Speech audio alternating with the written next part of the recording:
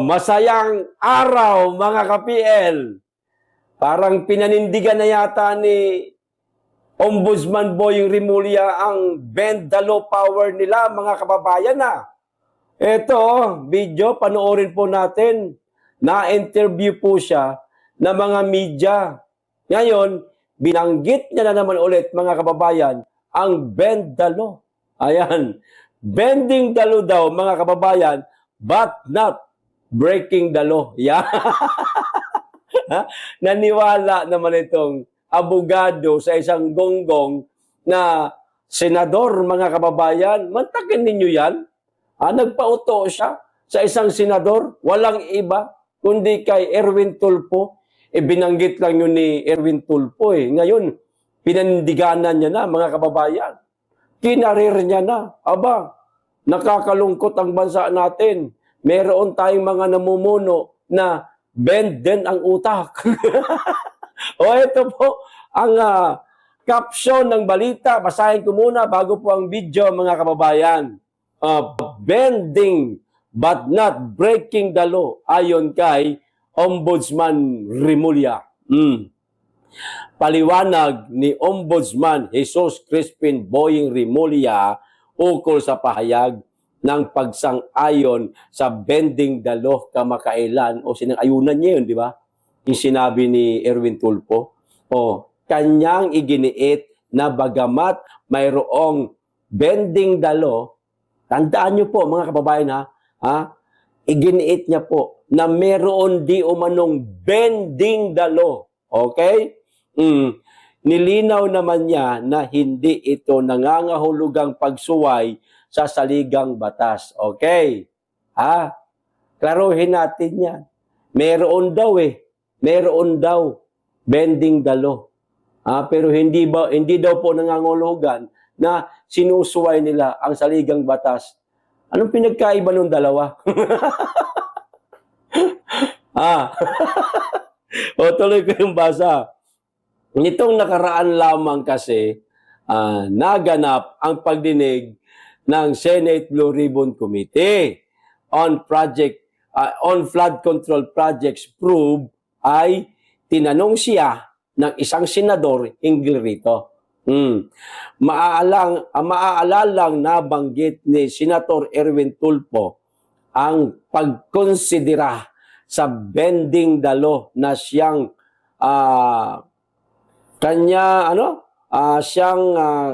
kanyang sinagot ng pagsang-ayon ni Ombudsman Rimulya. Kung kaya't kasunod ng opisyal na panunumpa bilang bagong ombudsman, kanyang patuloy na pinanindigan ang kasagutan, mga kababayan. So nanumpa pala sa kanina. Na-interview siya, yun nga ang sabi niya. Ito po yung mismong sinabi niya, mga kababayan, maliban po dito sa bidyong panonoorin po natin, na gigil na gigil pa siyang sabihin itong bending the law bending the law but not breaking the law. Di ba? Ano yan It's a figure of speech that is that entitlement of the senator who asked me that question. But I am sure that he's not asking me to break the law. Ani Ombudsman Jesus Crispin Rimulya. Pero pansinin niyo po sa video, mga kababayan na panonoorin natin, halos magkanda utal-utal sa kapapaliwanag itong si Ombudsman Boying Rimulya para lang mailusot niya yung kanyang dahilan, mga kababayan, dito nga sa bending the law. Hirap na hirap siyang magpaliwanag parang parang nabangag na rin siya. Ito na po yung video. Panoorin na po natin. Bending the law but not breaking the law. Diba? Ano yan It's a figure of speech. That is the entitlement of the senator who asked me that question. But I made sure that he's not asking me to break the law. Diba? Ang tagal niya masundan yung mga sinasabi niya. Kasi nga, hirap na hirap siya, mga kababayan, na palusutan Etong kanilang bending dalo ngayon. Ombudsman Boying Rimulya, Sir, magtatanong lang po kami, hindi naman po kasi kami abogado katulad mo. Ni makatungtong nga sa sahig ng isang paaralan ng sa pagkaabogasya, hindi po namin naranasan eh. Sir, magtatanong lang po kami bilang isang simpleng mamamayan, meron po bang nakalagay sa 1987 Constitution na bend the law? Sir Boying Rimulya, uulitin ko yung tanong. Meron po bang nakalagay sa 1987 Constitution na salitang bend the law at maaaring gamitin bilang isang abogado, lalong-lalo na kapag meron kang hawak na isang kaso? Meron po ba, sir? Kung meron, mananahimik kami sa bend the law power ninyo. At kung meron, sir, magpakita po kayo ng resibo. Ipakita po ninyo sa social media. Ito, nakalagay. Ganun ba? Ayan, bend the law. Ayan. Maaaring gamitin ito ninuman ng mga abogado. Yan, yung ganun. Pero kung wala, sir, kung wala po kayong maipakita, tantanan nyo po yung bend the law power ninyo. Nagmumukha ho kayong bangag. Hindi naman siguro kayo bangag, sir, hindi naman siguro kayo gumagamit ng pulburon. Sir? Hindi naman siguro kayo addict sa madaling salita. Nakakaintindi pa naman siguro kayo kung ano ang nilalaman ng 1987 Constitution. Kung hindi na, nakakatakot yan. Ombudsman ka pa naman. Mabuti pa, hanggat maaga, lisanin mo na ang ombudsman. At hindi nararapat bilang isang ombudsman na bumabaluktot ng batas. Parang meron po kayong sariling batas, sir. Gumawa na rin kayo ng sarili ninyong mundo. Nang kayo-kayo lang, nila Bangag, nila Lisatanas, kayo-kayo mga circle of friends. Gumawa na rin kayo ng isang mundo. Bilhin nyo yung isang pinakamalaking isla. Ay, wag naman, Mindanao yan eh. Bumili kayo ng isang isla na medyo malaki-laki. Dito sa ating bansa at gawin ninyong bansa. Yan, diyan kayo tumira at diyan ninyo ipairali ng inyong bend the law. Wag sa amin. Kasi sa palagay ko, hindi po ako nakapagtapos o hindi po ako nakapag-aral sa pagkaabogasya. Pero alam ko walang bend the law sa 1987 Constitution, sir eh. Yan ang pagkakaalam ko lang. Pero kung meron man, sorry, pero malabo talaga eh. So parang ganito lang ang mangyari. Gigil na gigil ako doon sa nagnakaw ng kalabaw ko. So anong gagawin ko? Gusto ko siyang gurgurin. Anak ka ng patola, gugurgurin kita. Pero pag nagurgur ko siya, ang maaaring mangyari, makukulong ako. Kasi nag-break ako ng law. So ang gagawin ko, hindi ko i-break ang law, bend the law lang. Imbis na sagad ko itong isasaksak sa liig, nung nagnakaw ng kalabaw ko, ganito lang. Bend the law lang. Hindi break the law. Ganon ba? Nung ibig ninyong sabihin, congressman naman tuloy, tawag nito, Boying Rimulya, ganun po ba ang ibig ninyong sabihin, sir? Kung pwede yun, gagawin na namin yan, sir. Gagawin namin yan kung pwede yan. At baka, nakakatakot ito, mga kababayan. Baka meron ng mga men in uniform, na mga mag-bend the law, wag naman sana. Baka meron ng mga mambabatas, ang mag-bend the law na rin. Kasi parang ipinapakalat nitong si Boying Rimulya, wag na nga lang sabihin ni Boying Rimulya na okay lang ang mag-bend ng law, mga kababayan. At baka meron na rin mga abogado ang bumaluktot sa batas na mismong sila dapat ang nagpapatupad ng batas. Kasi nga, alam nila ang batas eh. Tulad nung sinabi ni General Marbil, okay lang na gumamit sila ng pulburon kasi pampahaba man lang ng oras yan. No? Kasi overtime sa pagmamaneho, sa mga pabrika, para hindi makatulog kasi naghahanap buhay man yan. Pampadagdag lang ng oras yang sa buyas. Di ba? Tinabi yan ni General Marbil, mga kababayan, mula nun, lintik, lumaganap na naman ang siyabuyas sa bansa, mga kababayan. Dumami na naman ang durugista, dumami na naman ang nagbebenta ng pulburon, mga kababayan. Kasi sabi, okay lang man daw. Pag nahulihan ako ng kapirasong ganito, sabihin ko man lang, gamot ko lang po ito, sir. Mabahaba lang po ito ng oras. Hindi mo po ako nagbebenta, bumili lang po ako nito. Pampahaba ng oras ba? Kasi overtime ako ngayon 24 oras ako magdadrive ng taxi. Ganun ba? Ganun ba, sir? Parang ganun Di ba? Bendalo din yon, mga kababayan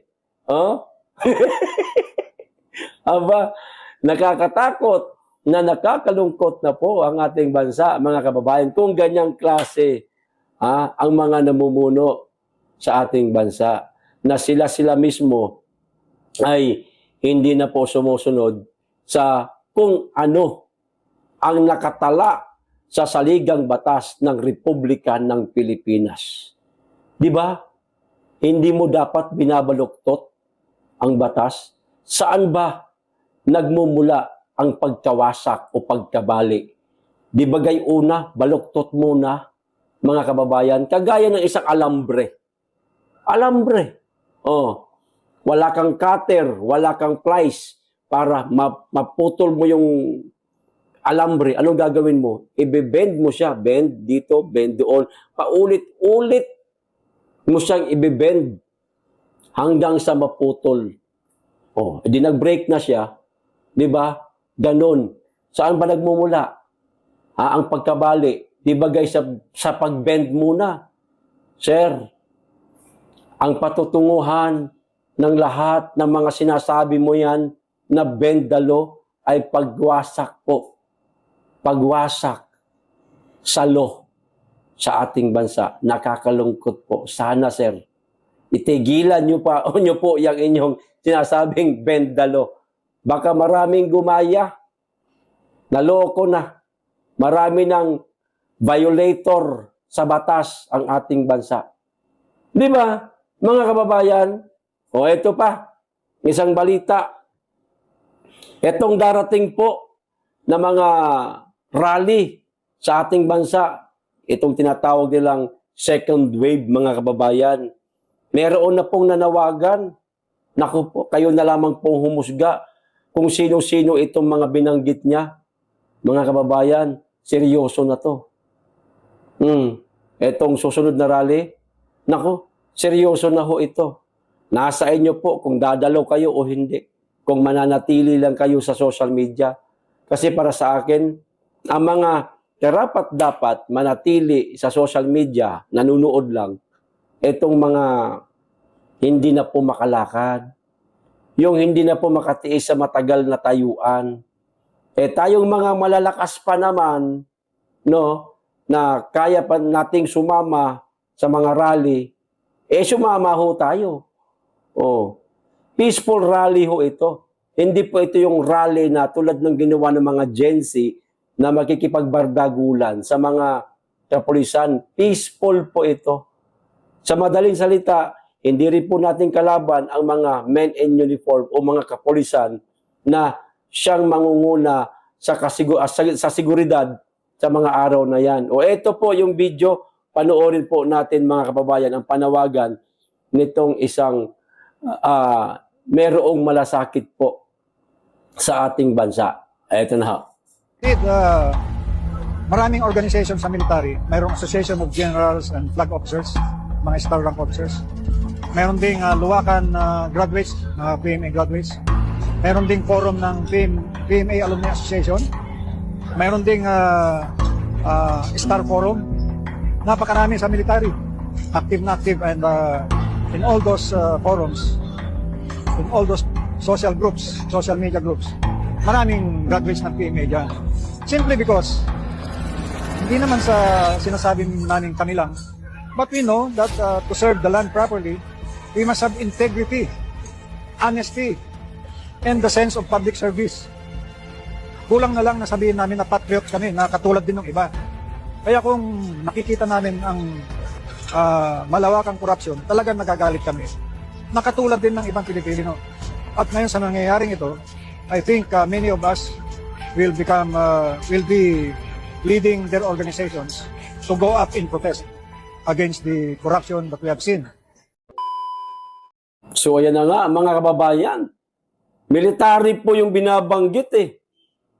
Marami daw sa kanila ang mangungulo para sa protesta dito po sa napakalalang korupsyon na sa ating bansa. Nako, mga kababayan, ito na nga ba sinasabi ko.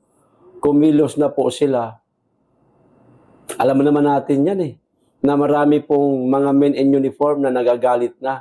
Kaya lang, nagpipigil lang ang karamihan sa kanila, mga kababayan, kasi unang-una, pinoprotektahan po nila yung kanilang trabaho na kung saan kumikita ho sila ng pera para ibuhay ho nila sa kanilang mga mahal sa buhay. No? Natural yan, bilang isang tao, ayaw mong magutom ang pamilya mo. Lalo na kung meron kang anak. No? Meron kang pinag-aaral na mga nasa kolehiyo. Natural yan, iingatan mo talaga yung trabaho mo na yan lang ang tanging inaasahan mo para maipangtustos ka sa pamilya mo. Di ho ba? Pero marami dyan sa kanila, galit na rin, mga kababayan. Tahimik lang. Kumbaga, parang, sige, mag-rally lang kayo dyan. Basta, wag lang tayong magpang-abot, wag lang tayong mag-aaway, wag lang tayong hahantong sasakitan. Karapatan nyo man yan. Parang gano'n na lang ang nasa isip ng mga men in uniform, mga kababayan. Di ho ba? Kaya, mga kababayan, peaceful rally man po, itong mga mangyayari sa mga susunod na araw, hindi lang itong kay Congressman Kiko Barsaga, marami pa pong susunod, mga kababayan. Hindi po ito matitigil hanggat hindi po malutas-lutas itong napakalalang korupsyon sa ating bansa. Hindi po ito matitigil. Sumama ho kayo. No? Huwag po kayong puro social media account lang. Yung tapang ninyo, ilabas po ninyo sa totoong rally na pupuntahan ninyo. Hindi ho yung rally sa social media lang. Nagko-comment lang kayo, hala, sige dyan. O hayaan na lang po natin yung mga senior na hindi na po makakadalo. Sila na lang po ang sa bahay. Mag-social media na lang sila, yung mga hindi na makalakad kasi nasakit ng arthritis ni Lolo at ni Lola. Ganon. Si Lolo naman, laging mayroong diarrhea. Di ba? Si Lola naman, mayat maya ihi o ganon. Wag na. Sa bahay na lang yan sila. Pero tayo, na mga malalakas pa, sumama ho tayo. Kasi, kapakanan po ng bansa natin ang iniisip natin. Hindi po kapakanan ng sino mang politikong sinusuportahan natin. Hindi po. Para po ito sa bansa natin. Kahit sino pang politiko ang maupo sa ating bansa at makitaan ho natin na meron ng hindi magandang ginagawa, wag ho tayong mananahimik. Karapatan po nating magsalita kasi tayo po ay mga taxpayer. Ang perang na napakalaki na nasa gobyerno nagmula ho yan sa atin, mga kababayan. Hindi po mabubuo ang isang gobyerno, no, mga kababayan, kung wala ho tayo. Hindi po uusad mabubuhay ang gobyerno o makakapagtrabaho ang mga nasa gobyerno kung wala po tayo mga taxpayer. Tayo ho, mga kababayan, ang pinakabida dito sa ating bansa. Tayong mga simpleng mamamayan. Kasi tayo po ang mga taxpayer na bumubuhay sa mga namiminuno sa ating bayan. Totoo ho yan. Meron lamang po silang kapangyarihan na mag-atas. Pero kung mag-atas sila na mali at bend the law, mali na yun. Ha? Wag ho nating susundin yon, mga kababayan. Bend the law na yan. Ang dapat sa mga ganyang klaseng mga namiminuno na mahilig mag-bend the law, binibend din po natin mula sa kanilang posisyon. Ganun lang. Di ba, mga kababayan? Kaya, suportahan natin itong mga parating po na rally. Peaceful rally po itong hangad natin, mga kababayan, ha? Nililinaw ko, hindi ko po kayo hinihikayat para magkaroon ng kaguluhan sa isang rallying dadaluhan po natin. Kundi, peaceful rally, ipanawagan natin na tigilan ang korupsyon. Okay? Hanggang dito lang po. Maraming salamat. Mag-iingat kayo lagi at higit sa lahat, mahalin po natin ang Pilipinas.